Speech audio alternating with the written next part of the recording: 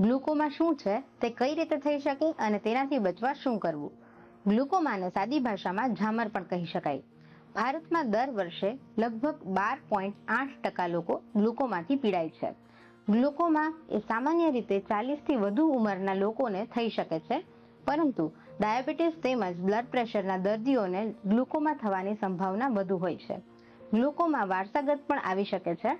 જ્યારે આંખની નિકાલ વ્યવસ્થામાં અવરોધ ઊભો થાય ત્યારે પ્રવાહી આંખની અંદર એકત્રિત થઈને દબાણ ઊભું કરે છે, જેના પરિણામે આંખમાં ગ્લુકોમા થાય છે.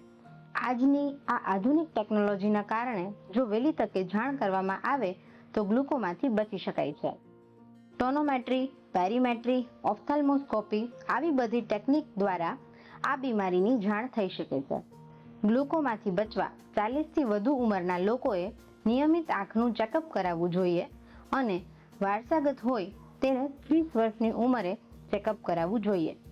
વધુ માહિતી માટે અને આંખની તપાસ માટે નેત્રદીપ મેક્સવિઝન આઈ હોસ્પિટલનો સંપર્ક કરો.